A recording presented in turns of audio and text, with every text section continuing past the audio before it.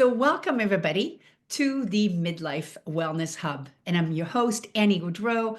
And today I'm really thrilled to be interviewing somebody that I met a number of years ago. And I cannot even remember how now, but sometimes you find people on your journey and you just feel blessed. So, welcome, Nadine. Thank you, Annie, for having me. We met because of my podcast, my previous podcast. Yes, your rep reached out, and it was one of those serendipitous moments where it was just a great match. And I've enjoyed knowing you ever since. Yes, likewise, likewise. And you know, you are such an impressive woman, Nadine. You Thank are you. a retired doctor. First of all, you don't look old enough to be retired.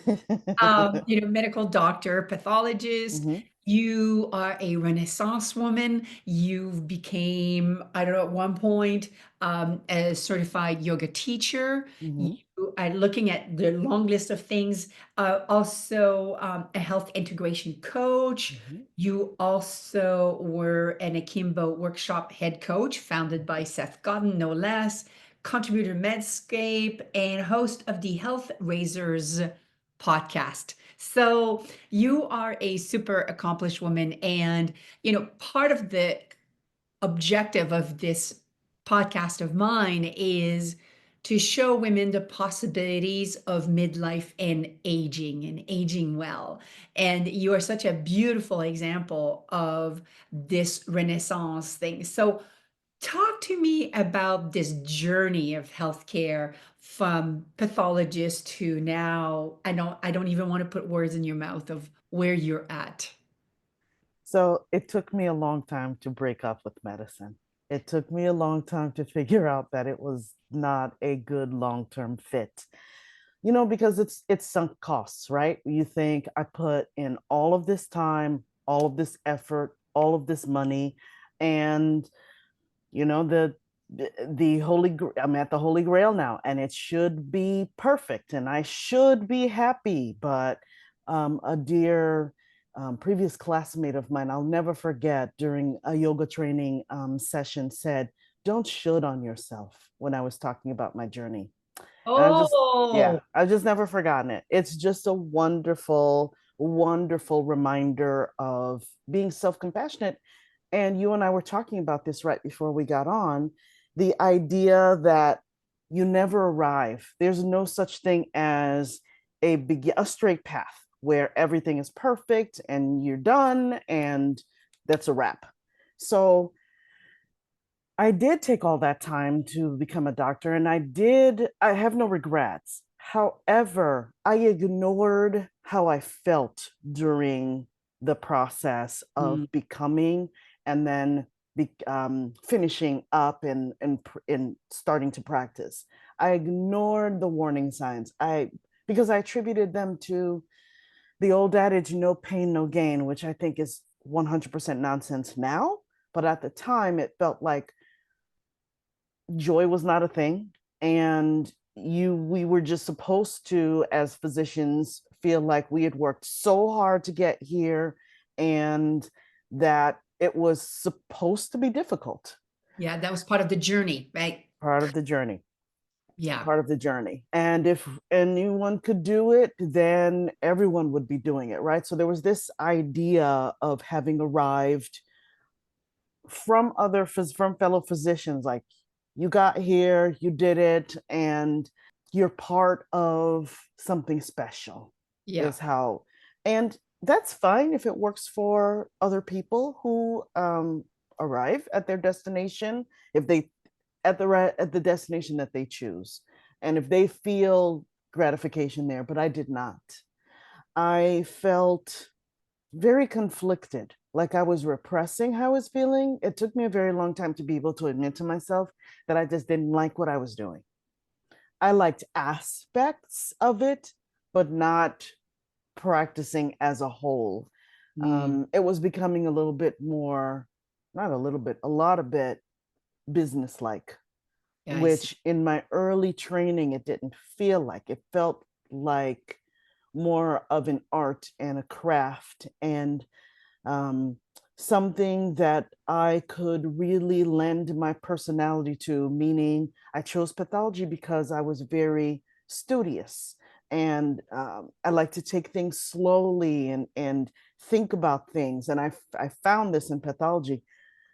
But with time, it became about numbers and getting things out quickly and in mass volume. So it just became less and less worth it to me. And so it became harder to ignore my unhappiness. Yeah. And I also felt very frustrated because I felt like we were in a position where we were really ascribing to the model of sickness rather than helping patients focus on prevention as well. Oh, we could do an So entire interview series on that one. absolutely. Oh my Yeah. God. Oh, absolutely. And you and yes, absolutely. You and I have talked about this. So that became very frustrating to me, kind of low level. Um, and because I was a pathologist, it's not that I minded the microscope work there. I mentioned instances of gratification. There were moments where I felt such satisfaction because I solved a difficult case. I was able to consult with my fellow pathologists and look at different aspects of a case and come up with the best answer. We had interactions with other physicians to give them results, and those could be very gratifying. I Hmm. was also a cytopathologist, which means that I was the one who was, that's what I trained in, my specialty was hands-on finding aspiration biopsies, consulting with radiologists when they were trying to get appropriate material, being able to look under the microscope and give a good initial diagnosis. I really liked those people to people interactions. So that was another sign that maybe I wasn't in the right place because those were only moments. It was mostly behind the microscope. Yes. Yes. So a long breakup with Mm-hmm. the medical side, Mm-hmm. then you find yourself on the other side and you choose. It was a slow journey to get to the other side. It was, I had a crisis, mental health. I was very, very depressed, and a physician and my husband, who I will forever be grateful for because that's why I'm sitting here. They helped me make that difficult release. Yeah. And then I was able to start thinking, well, what am I going to do now? Mm, And given that I wanted to, I'm a bit of an introvert and I do like person to person, more intimate contact. And I'm also a person who believes in serving her community. So these things started to fall in place with the fact that my mother is a cancer survivor yeah. and I had taken her to the local community yoga class. So that started our yoga journey together. And then we both continued kind of separately after that. And so I went to the local yoga studio, found out they were hosting a yoga teacher training program, which I resisted at first, but then decided to go for. Halfway during the training, a beautiful yogi, mature woman comes in and teaches a non-traditional, not what you think of, no pretzels, none of that. But it was a very slow, yet very I am still not a challenging. pretzel woman. I totally relate to that. Yeah, it was just a great eye opener to see that we could experience yoga in a different way, especially for mature bodies. And so a Yeah. light bulb went off. And Ah, that's when I decided to go out into the community, not teach in studios. I taught in assisted living facilities. I mm, taught in cancer centers. I taught in local gyms that catered to more mature clients. yeah. And that's how that started. And then it developed into an audience of women with time. Men would show up in yoga classes, but then they would leave. But the women stayed. And so they became my beloved audience, Yeah. my beloved clients, and I call them wise women. So it's so interesting because I often say that there are pieces that are going to be part of our past, Mm. and everything is part of the teaching, right? So that environment led you to yet another discovery and then another discovery, right? It's so interesting. We often think that it's going to be this like eureka moment. And, I always knew that I was going to be this ballet dancer, right? And it's like, no, you could be in the subway and somebody is twirling around you and suddenly you find it magical. Like it's just so random, right? And will come in many times unexpected manifestations, right? So I absolutely love that. So um is this the wise women umbrella that you teach? Is this part of it? Absolutely. They, as you mentioned so eloquently, you go on this journey and it takes patience and it also takes mental flexibility and open mind to and not a forcing of very different mindset than I used when I was training to become a doctor, where it was definite benchmarks and expectations. Yes. Um, Mhm. but with yoga, I knew again I wanted to help people in the community, but I didn't exactly know what that looked like. I just knew it was not traditional and it was in the realm of prevention and maintaining health and also evolving with time and not succumbing to as I age, I become frail and I become unable to, not ascribing to that mindset. And then it became about listening to not going, this is my target audience. It just wasn't like that in the beginning, where it was really specific. Yeah. I knew it was more mature bodies, but I didn't want it to be any more defined than that. But with time, over the years, who persisted, who stayed? Wise women.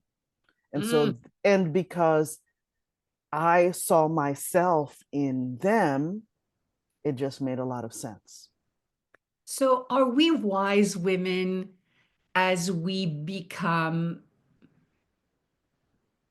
the term older is inaccurate here, but as we transition through various seasons of life, and I think of menopause, a wonderful moment to pause and look at where we're at and to acquire that wisdom. How do you see that wisdom being acquired?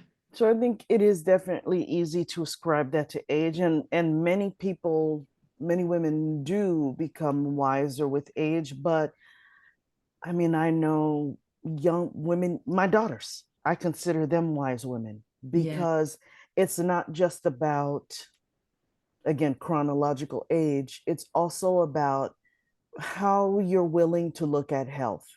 Mm. Health is beyond numbers. Your numbers are important. Yes, they are important. Your cholesterol, your blood pressure, yes, those things are important. However, they're not the be all end all. You're not a healthy person. It's just like I like to tell my students in class, it's like if you look at a beautiful cake and you just look at the decorations and you don't consider what's underneath.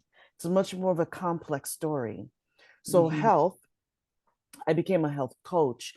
With time, I was teaching yoga at a local gym facility, and they wanted to start a government funded program, health initiative for women.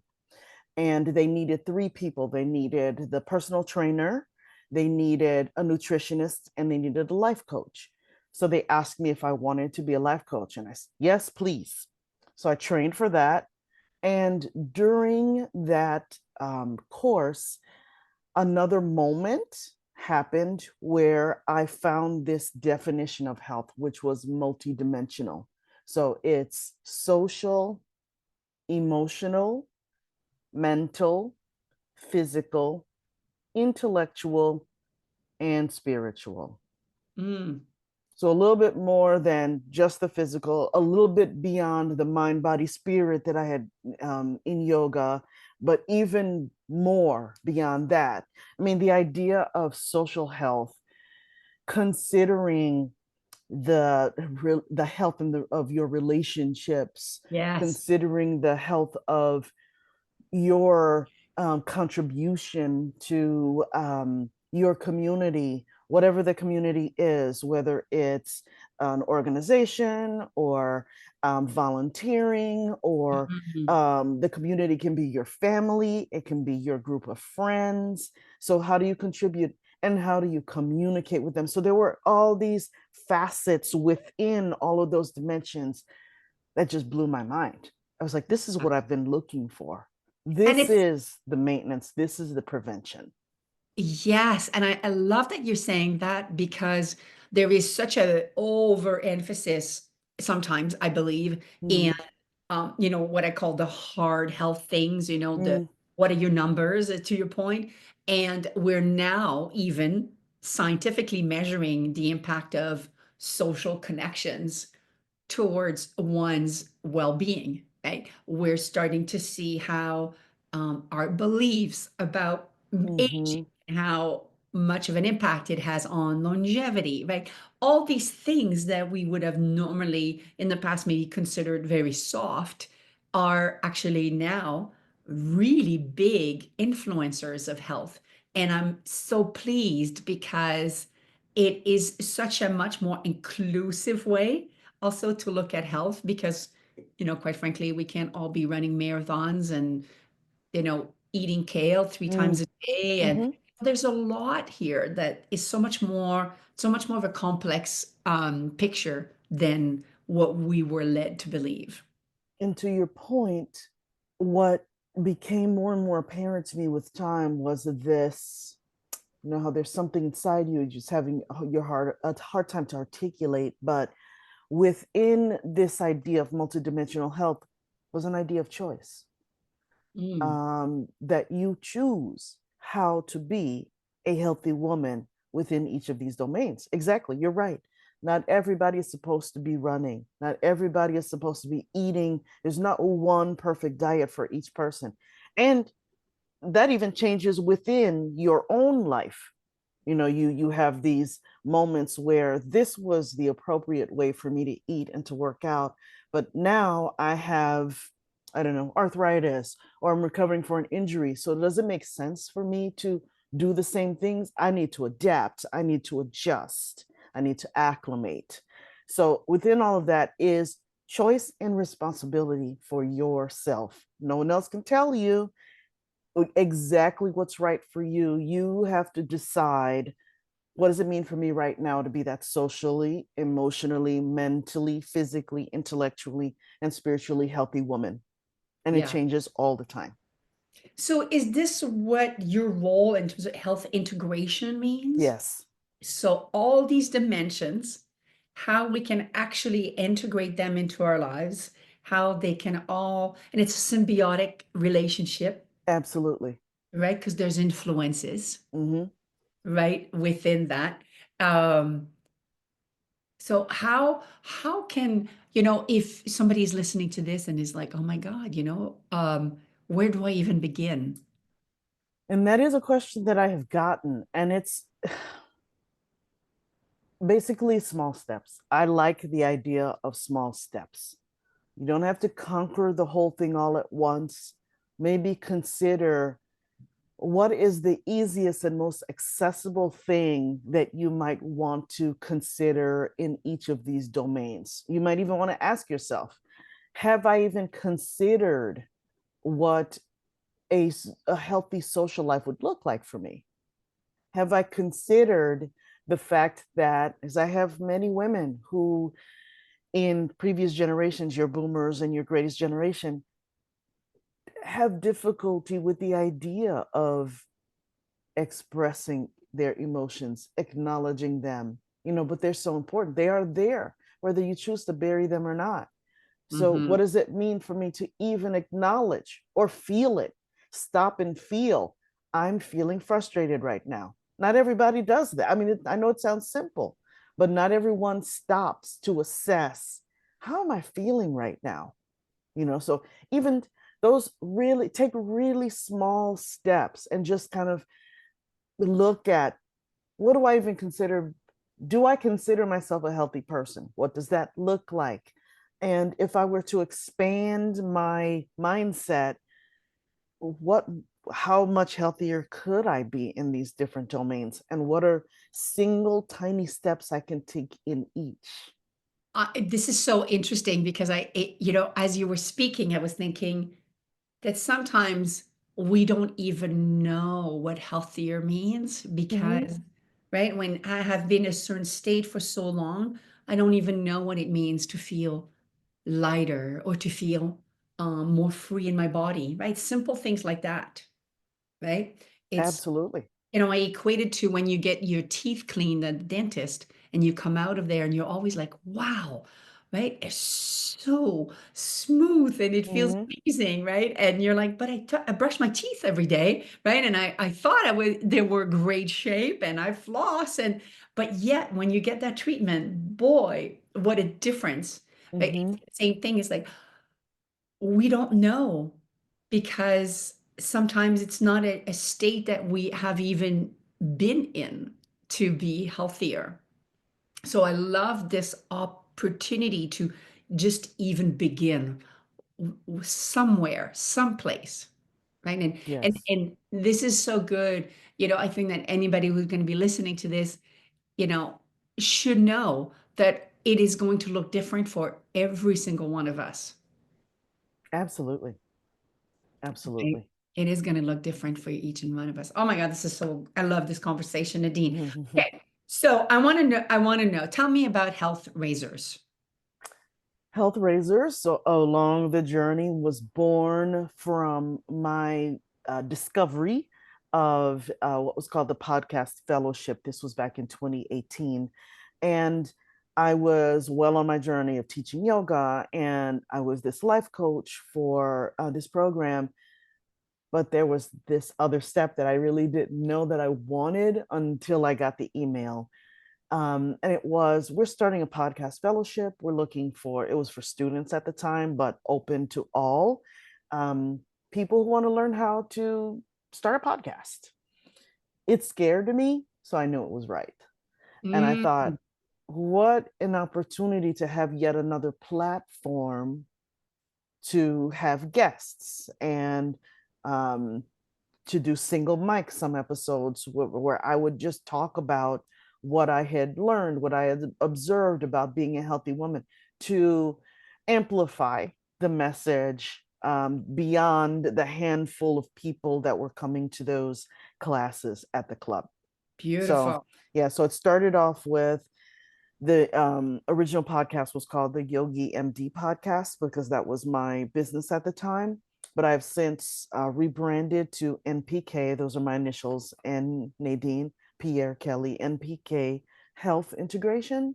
And I decided to up the ante for the podcast to make it a little cheeky. So it was based on this idea of hell raisers. Why not raise some health? Health raisers is how I I love that. came up with that idea. So please, everybody, go check Nadine's podcast, NPK, which is full of incredible wisdom and beautiful perspective on this holistic health, right? We talk a lot about holistic health, but this is the real deal. This is, really getting the input so that you know where to begin, you know where to start. You can start implementing these little bits at a time because it really comes down to, as this community is at midlife and all kinds of different stages of that midlife. But I always say this is our time. This is our time for awareness Mm, and transformation, mm, right? And in order for the transformation to happen, we need to be open, mhm, we need to be willing to try, right? We need to be willing to acknowledge that voice that sometimes is like, oh my God, this scares me. But there's wisdom in that feeling. And it is an invitation once again for growth. And this is how I think this is where the juice is. This is where the juice is mhm. in that beautiful invitation for what is possible for you. And I really believe that this is why this is a magical time in a woman's life. So Nadine, Well said. I love having you here today. Thank you so much for agreeing to be a guest. And I'm so pleased that you took the time and shared your wisdom with us. Thank you so very much. Thank you for the opportunity. It means a lot to me. Thank you, everyone, and look forward to our next episode.